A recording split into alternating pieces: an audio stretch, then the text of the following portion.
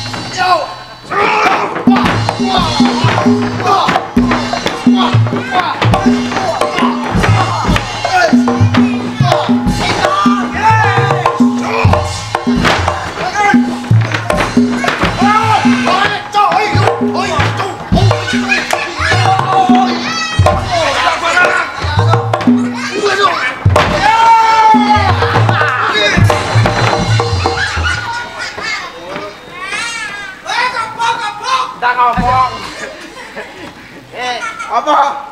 Ya ampun iki kene sumpelan mbok kene ngojok kok jero rasa. Sumpelan lah. Banget kok. Lah dirare yo wis sumpeli. Mercon begal kok. Tak suleti mercon saya suleti kembang api. Piye-piye lah. Tak suleti kembang api. Sopo? Lah kok ana gendang duar. Nah wis bledos. Bledos kan rampung perkarane. Agak sida perang. Miyat. Oh, Pas wani. Nantang karo aku. Lanjut kan. Kowe ape nek dibor? Ngawasi. Oh, ono ana sing ning gurih dor ngene kare. Petetak malah mundur kowe.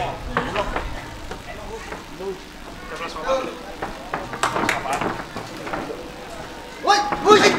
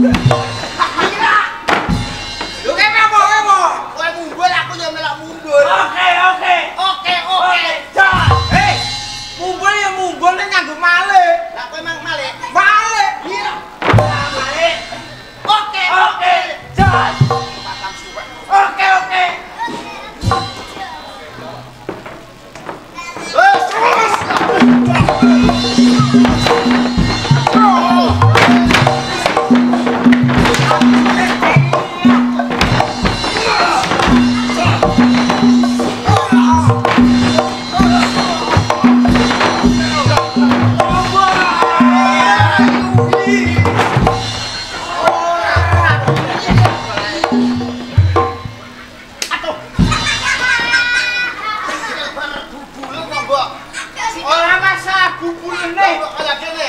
Lah, Kene. Udah kenapa kan? sikil iki lho. Kene ya. Bar kena telek lentong. Ora gak leto. Apa?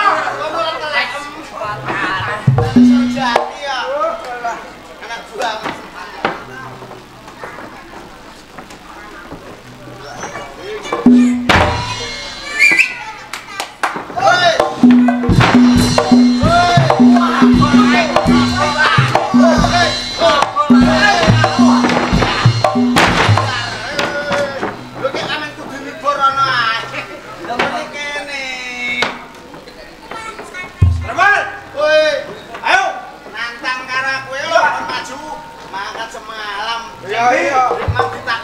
Terus kok. Kalau piye? Kalau piye? Sing rambutnya abang Ora piye? Nek kalau piye? sing rambutnya abang ora teko ning ndi, Bos? Lah mbok sauri piye? Ya tak saur engko teko ngono iki adekan. Ngendi? Ustul Toima.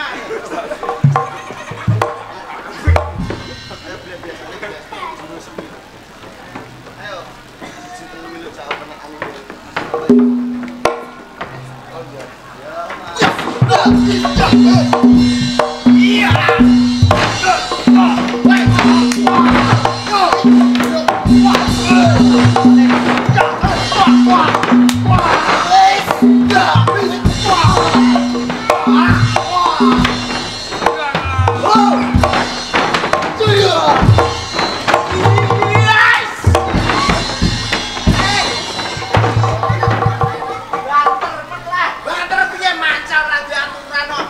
Pancal ora duwe aturan piye? Kurang sithik aku kesetrum kok. Kowe kurang sithik. Kesetrum. Lah nek kesetrum terus piye?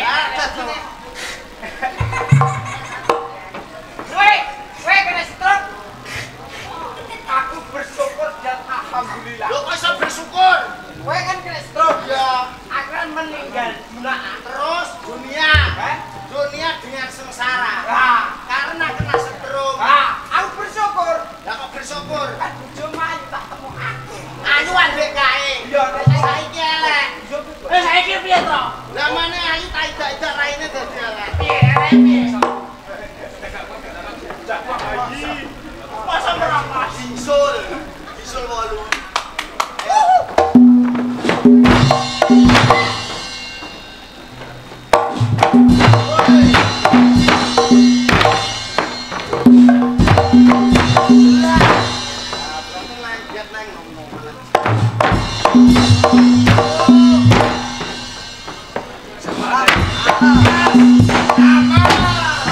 Kalau banterlah wong disio-sio wong wedok. Aduh, mbak cetak apa? Ayo wis gak apa-apa banter. Awake dhewe wis wis ayo. Ayo.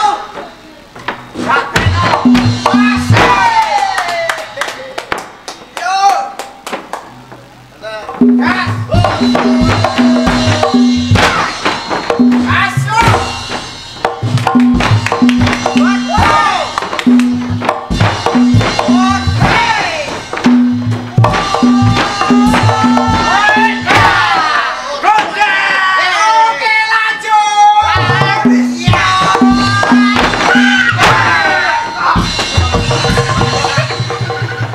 Wong iki nek cilik rasa gaya.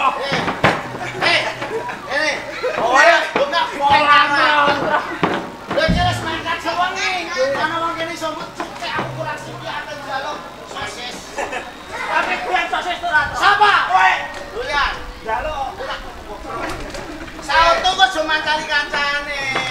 Aku nek tiba kono mak jlumuk, bolak maneh ana salto aja ning ngarep. Aja ning ngarep piye wong iki nek ning ngarep pak kono. Sing goblok iki kowe. Ape ana wong salto ketedang ning dalan. Lah, baleni Ketedang ning dalan. terus Mas. Dalan tuh. Panggung, Cuk.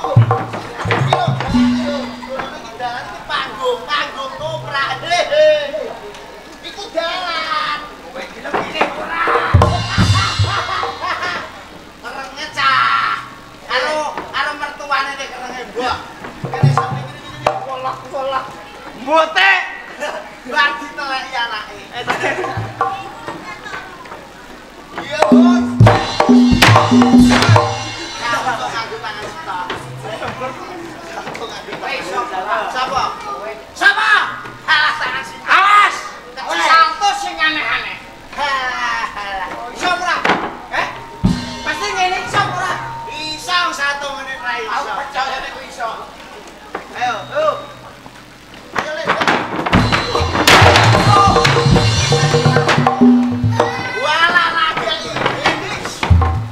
Oh, sana. Gempa bumi. Oh, iki lho, ana gempa bumi yo le. Kowe iki lho, ngene. Kowe iki salto. Mumpun Pak. Jual. Iki padha karo Slender lewat. Lewat piye padha karo Gunung Semeru ambrol. Gunung Semeru ambrol. Lho ki bal balan kene. Ki balan kene. Aku Yo, balam. lah yo. Lah rasane mak jelek ngono, Cak. alon-alon ngono ra iso. Pelan-pelan. Oke. Lemak. Ngejit nek iki tetep ngejit. Ngejit. Hot.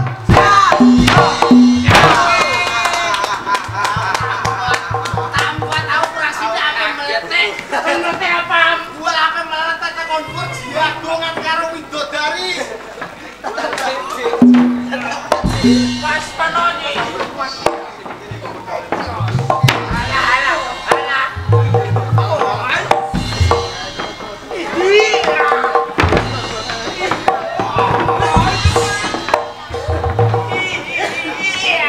Alah.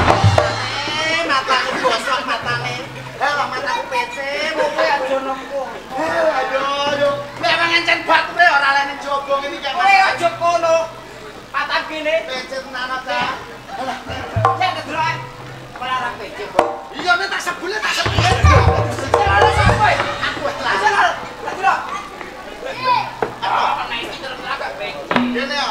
Asine ke bincin. Bisa mataku kecil karo PC padha. Tambani. Disuwuk. Ngomong aku tak sedang.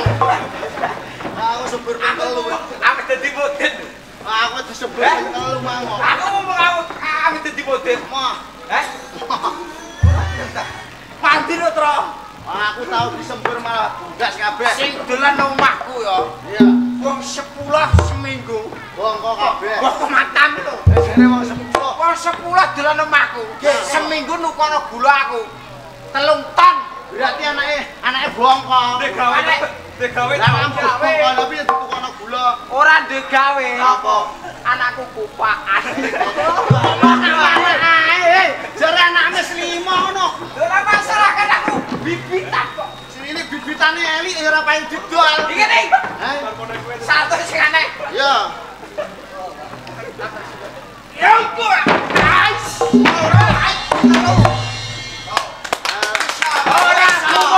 Ora gumun. Aja gumun. Nek aku kowe nyanggo satu gondas. Gondas.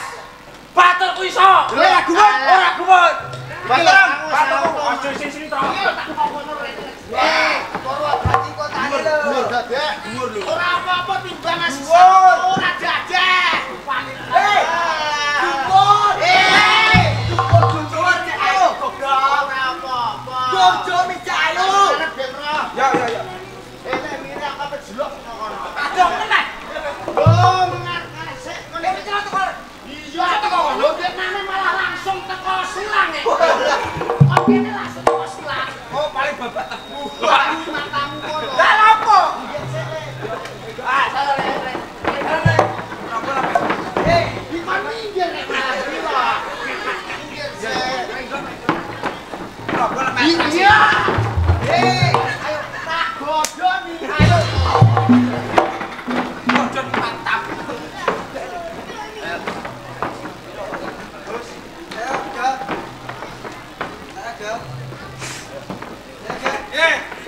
Wani Tara. Sauto ngarep pendinginan mburi pemanasan. Totone ya. Sing nom. Satu sing aneh. Aneh. Iya. Yo iki sauto aneh. Kira lu. Ya. Kodok. Iki marak nganggo kepala. Ya. Kepala sing ndi?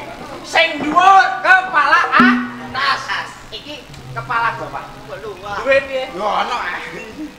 Iya. Duh. Omnibus lah. Aku kok diseneng iki. Aman. Aman. Jos. Bedah. Sik Besok palingan bojone golek. Lho, paling golek apa? Lah ilang kok blas. Jus. Abene mak seling. Iso to ora, Tro? Sapa? Kowe. Lah iso lah apa? Hei, Aku tau mampu.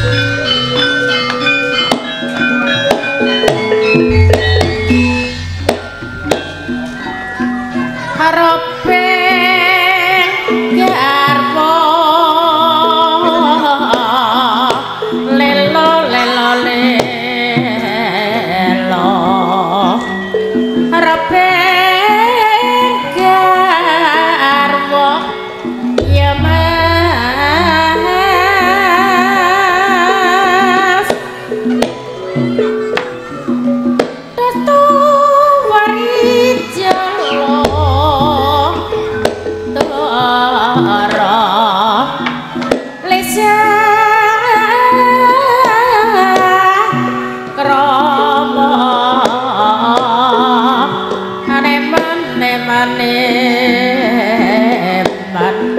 nesakrama yubet pak nedole yemas larang paning lisa dapa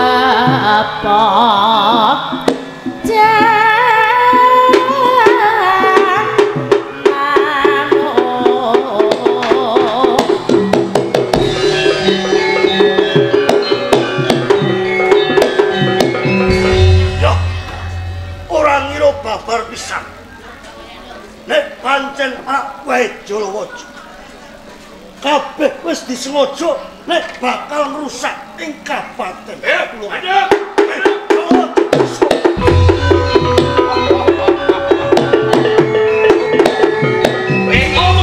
Ageng prajurit Tulungagung wis kaya babatan asip kabeh padha mati.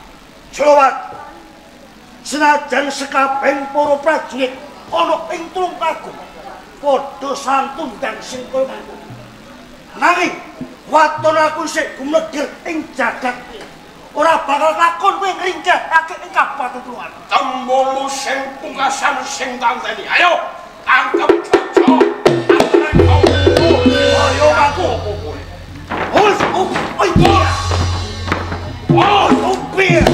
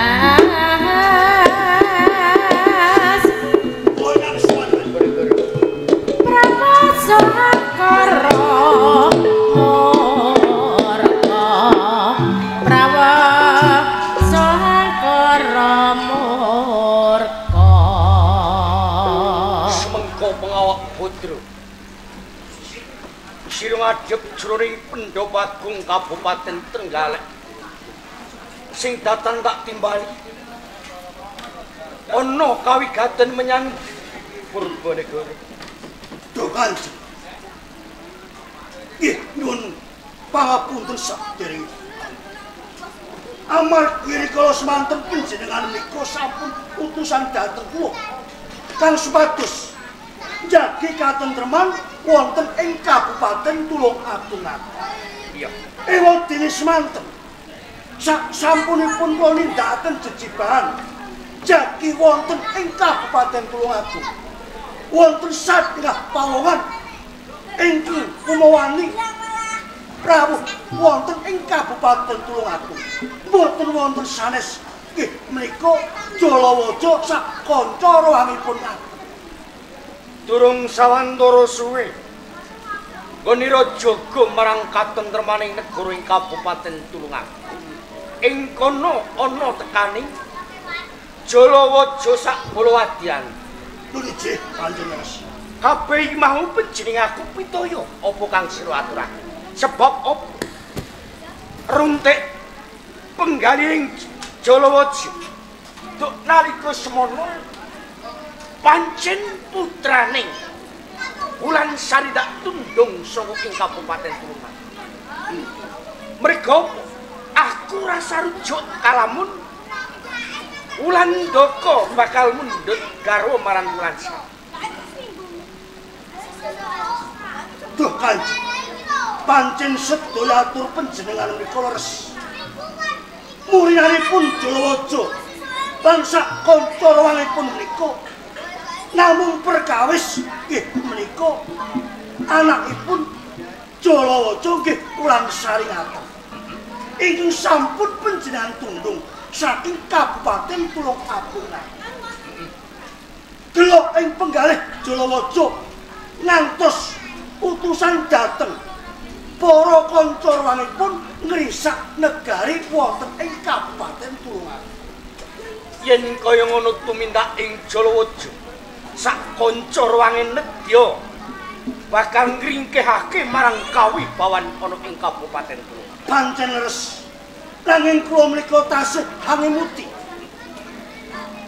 Kula kapasran njagi wonten ing Kabupaten Tulungagung. Purbawasesa sampun kula tindakaken. Ewadene semanten. Kula mboten kuwawa cengkah dhateng para kanca rawangipun Jalawaja ngaten. Mundur sangka madyaning peperangan.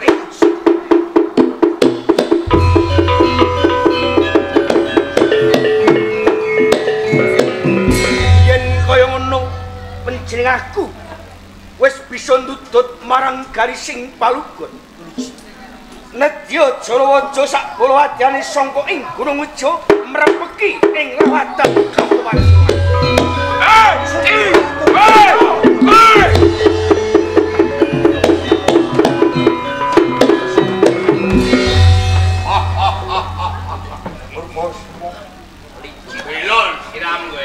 kowe dewata ing satriya yen to pancen kesatriya kang pinjul aja nglimpe sangka nggon.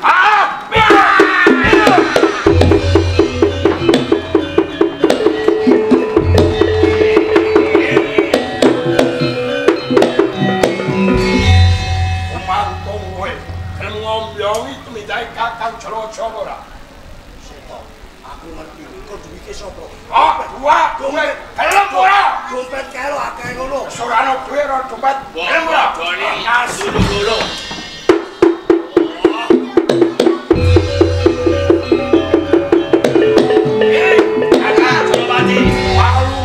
Tulungagung kumrang. Lah terus Purbakesma wis mati. Iki darbe Kakang Jalawaja. Sawetara kowe bali kandhana karo.